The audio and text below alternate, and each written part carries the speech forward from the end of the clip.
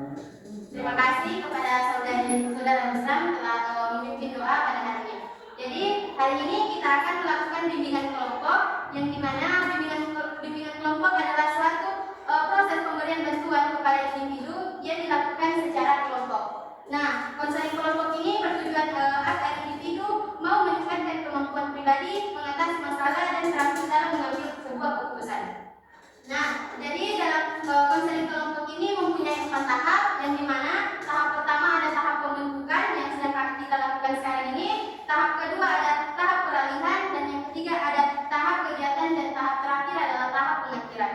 Nah, saya di sini berharap kalian bisa berbicara secara jujur mengenai permasalahan ataupun keluh kesah yang sedang kalian rasakan saat ini. Dan saya harap teman-teman semua tidak boleh menyebarluaskan informasi dan yang disampaikan oleh teman-teman kalian. Dan di sini kalian tidak perlu khawatir, karena di sini saya akan memegang kode etik.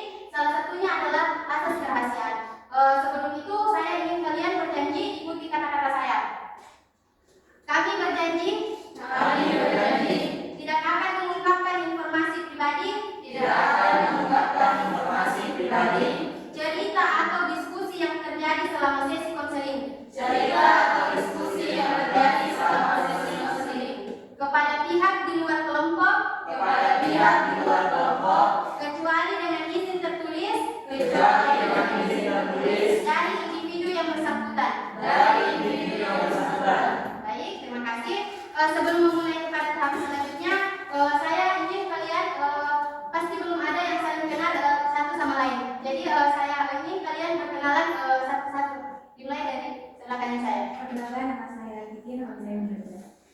Perkenalkan, nama saya Andi Diwandari, nama saya Berdani. Perkenalkan, nama saya Asra, nama saya Mahyud. Baik, sebelumnya perkenalkan, nama saya Rahma Nisa, nama saya membaca. Perkenalkan, nama saya Titi. Perkenalkan, nama saya Asra. Perkenalkan, nama saya Munda. Perkenalkan, nama saya Mika. Perkenalkan, nama saya Tijan. Baik, perkenalkan nama saya Dinda Dindahan. Baik, perkenalkan, nama saya Baik, di sini sebelum kita melangkah kepada sesi selanjutnya, saya ingin teman-teman berdiri semua. Di sini saya akan melakukan case breaking, yang dimana kalau saya katakan semut, berarti tangannya melebar. Kalau saya katakan gajah, tangannya mengecil. Mengerti? Semut? Ya, besar. Bilang begitu.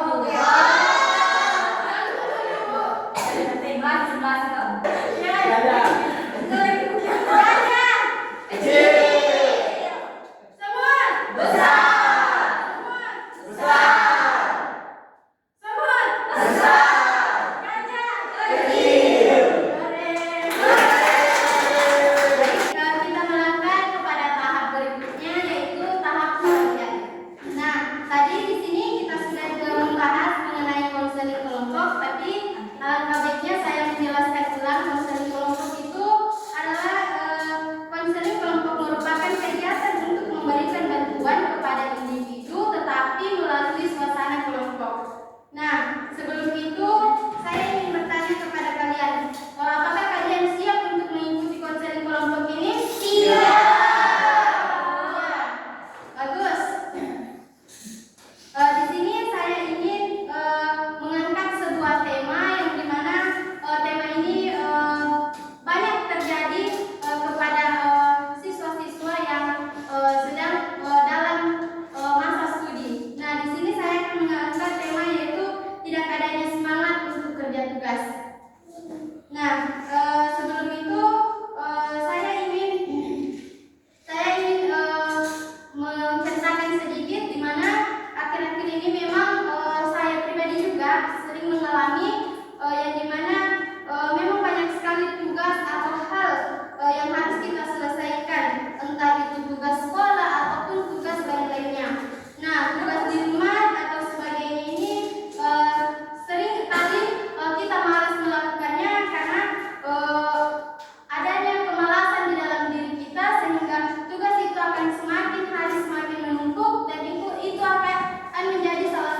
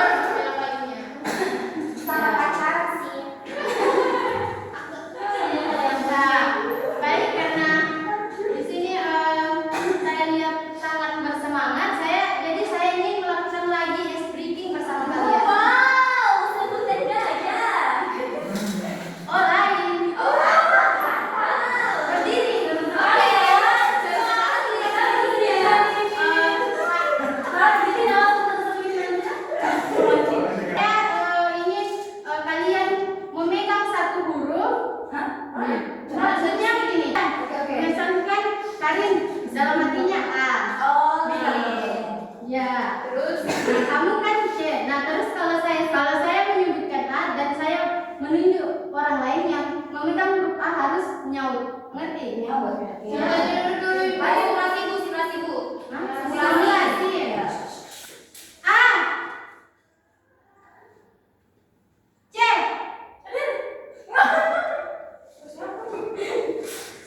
D.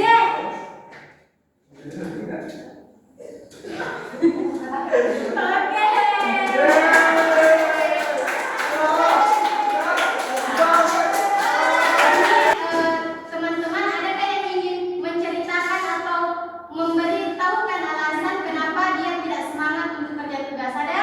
Ibu.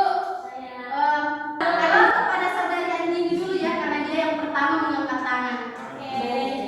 Terima kasih banyak atas kesempatannya. Jadi saya sangat suka dan berkenannya ikut konseling kelompok ini karena saya ingin sedikit membagi kisah saya. Jadi kebetulan saya diperkenalkan dikit lagi supaya kita lebih akrab. Perkenalkan saya Andi Wulandari. Saya kebetulan mahasiswa pindahan dari Universitas Gadjah Mada Yogyakarta dari program studi psikologi. Saya sudah di Palopo ini sekitar 2 tahun. Saya berpindah karena ada konflik keluarga sehingga saya berpindah ke Palopo dan mengikuti nenek saya. Jadi di sini tadi pemimpin kelompok mengatakan sudah memberikan gambaran sedikit tentang tema kita pada hari ini, yaitu tentang malas mengerjakan tugas. Dan itu memang betul-betul saya rasakan dari saya berpindah dari Yogyakarta ke Palopo, itu saya sudah sangat malas mengerjakan tugas karena saya mengalami kultur yang awalnya saya dari UGM pindah ke Institut Agama Islam dan Palopo. Saya tidak mengunderestimate ya yang Palopo tidak bagus, tapi sedikit kultur shock seperti itu. Jadi itulah alasan saya. Awalnya saya sangat malas mengerjakan tugas, tidak seperti dulu pada saat saya di UGM. Saya sangat aktif menjadi mahasiswa yang aktif, proaktif di bidang akademik maupun di bidang akademik seperti itu. Mungkin itu yang bisa saya sampaikan. Ibu, saya mohon. Bagus. Kalau ada yang lain? Saya. Kepada saudari Putri Ananda dulu ya. Baik, terima kasih sebagai perkata saya Putri. Adapun alasan saya terbuka, adapun alasan saya malas mengerjakan tugas yaitu karena saya terlalu sering mengulur waktu dan terlalu sering men-scroll TikTok sehingga saya merasakan bahwa tugas itu tidak penting dan tugas itu adalah beban bagi saya sendiri. Jadi saya sering mengulur waktu saya untuk mengerjakan tugas sehingga tugas itu sendiri saya kerjakan sampai pada deadline yang telah ditentukan. Sekian saya kembalikan ke Bapak. Memang ya gadget sekarang itu merusak. Tapi bagi orang yang mengambil sisi negatifnya, betul. Ada yang lain? Kepada Putri Saida.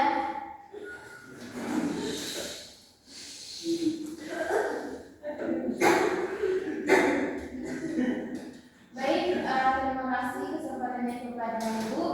Di sini saya ingin menceritakan alasan mengapa saya sering menunda atau malas mengerjakan tugas. Salah satunya itu karena saya suka rebahan. Karena rebahan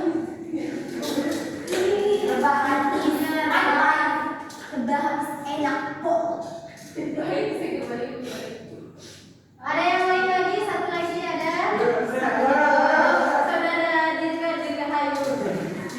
Wah, teman-teman, saya akan ceritakan sedikit kenapa saya malas mengerjakan tugas. Sebelumnya saya perkenalkan diri, nama saya Dirga Hayu. Saya adalah pindahan dari Universitas Gadjah Mada di Indonesia. Oh, sekampus. Oh, dulu sekolah saya Ya, mungkin kita beda jurusan ya, tapi kita ketemu di sini ya kebetulan karena ada urusan ini saya mengikuti ini. Jadi alasan saya adalah malas mengerjakan tugas karena menurut saya di kelas saya itu tidak ada lawan yang cocok untuk mengerjakan tugas. Abdul.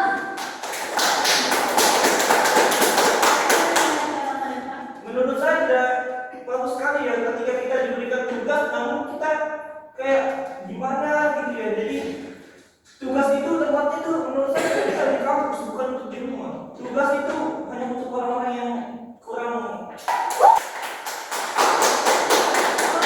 Sangat banyak alasan yang diutarakan oleh teman-teman berbagai karena kultur shock lah, karena rebahan lah, karena pengaruh TikTok dan yang satu sangat-sangat wow. Nah memang banyak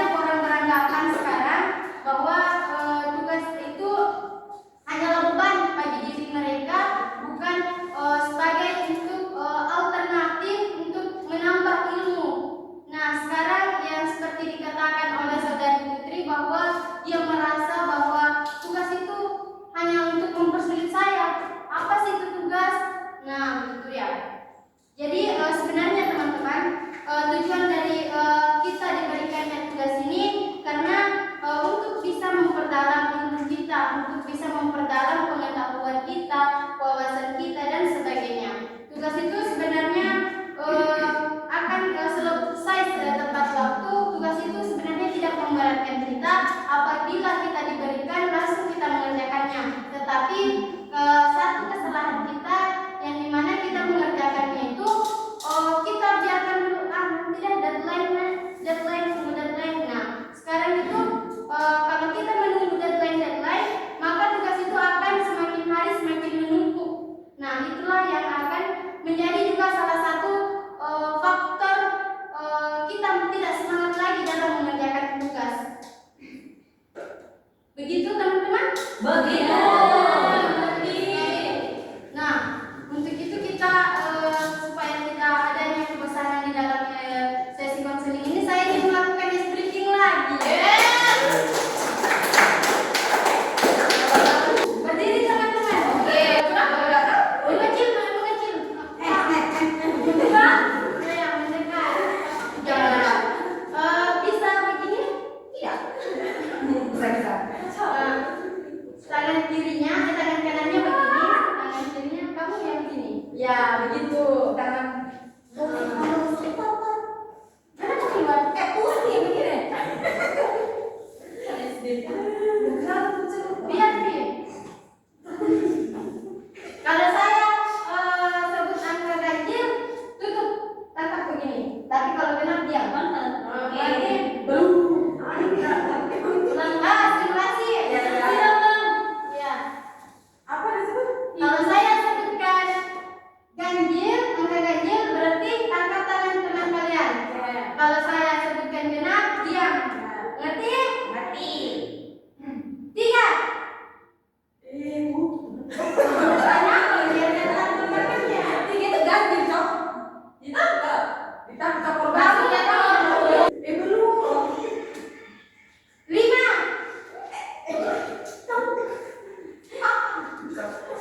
Ya ulang.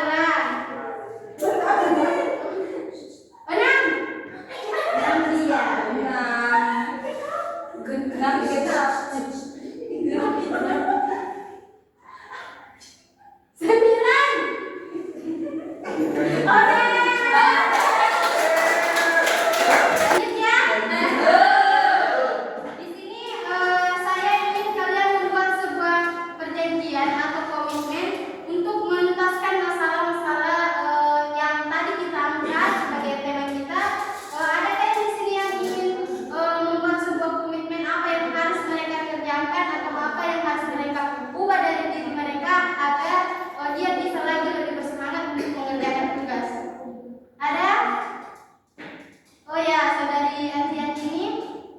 Baik, terima kasih. Jadi setelah beberapa waktu kita sudah melakukan sesi konseling kelompok, saya lebih terbuka tentang kita tidak boleh berpikir hal demikian karena berpindah ke satu kampus ke kampus yang lain meskipun mungkin tidak sesuai dengan keinginan kita, itu bukanlah satu hal yang buruk dan itu kita bisa menjadikan sebuah pelajaran bahwa tempat baru itu bisa menjadikan guru baru untuk kita, tempat baru untuk kita mengembang ilmu dan itu bisa dijadikan kita sebagai arah kita ke depan bahwasanya bukan berarti kita tidak berpindah di kampus impian kita itu membuat kita tidak mau mengerjakan tugas yang ada di perkuliahan kita, mungkin seperti itu. Ya, terima kasih kepada saudari Andi ini. Ada yang lain? Silakan, Putri. Baik, terima kasih berdasarkan yang telah dijelaskan sama Bapak tadi. Saya sedangkan saya simpulkan dan saya berkomitmen pada diri saya sendiri bahwa saya harus mengurangi hal-hal yang sekiranya menjadi penyebab bagi saya untuk tidak mengerjakan tugas atau menunda tugas dan menghilangkan pemikiran bahwa tugas adalah sebuah beban untuk saya. Saya harus berpikir bahwa tugas adalah kewajiban untuk saya karena saya telah memilih untuk berkuliah, jadi saya wajib untuk menyelesaikan apapun yang telah diberikan kepada saya. Ya, yang lain ada? Ya, saya. Jadi setelah ya teman-teman, jadi setelah seni ini saya pahami bahwa pentingnya mengerjakan tugas itu bukan karena kita tidak mendapatkan lawan yang pantas, tapi kita harus ingat ada orang tua yang susah mencari nafkah untuk kita.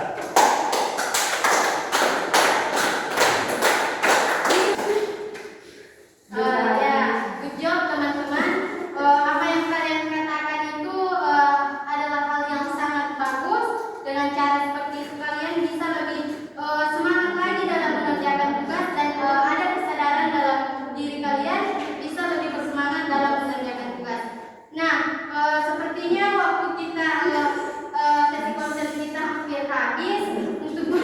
Untuk memanfaatkan waktu yang ada, saya ingin bertanya kepada kalian, adakah yang ingin menyampaikan kesan dan menilai bagaimana proses konseling kita pada hari ini? Mungkin saudari Harisma atau saudari Rauda menyampaikan pesan dan kesan.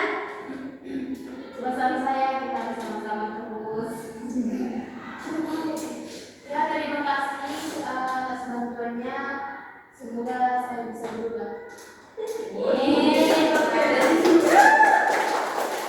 saudari Asini mau mengatakan kesan dari sesi konseling ini. Baik, konsen ini dari kegiatan konsen ini saya rasa banyak hal yang sangat saya tentunya dan juga teman-teman juga seperti itu.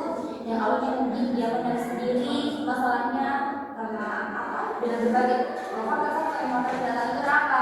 Malas mengerjakan tugas, kemudian kita berkumpul dalam satu kelompok ini dalam kegiatan konsen kelompok. Akhirnya kita bisa brainstorming atau kita bisa saling menyampaikan ini loh masalahnya kami seperti ini.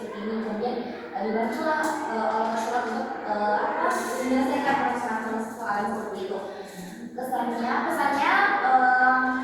saya harap untuk sesi konseling kelompok berikutnya dengan pimpinan kelompok yang sama dan mungkin dengan konseling yang sama juga kita bisa lebih mengaktualisasikan apa yang sudah kita dapatkan di sesi konseling pertama ini dan kita bisa menjalani hidup lebih baik. Terima kasih.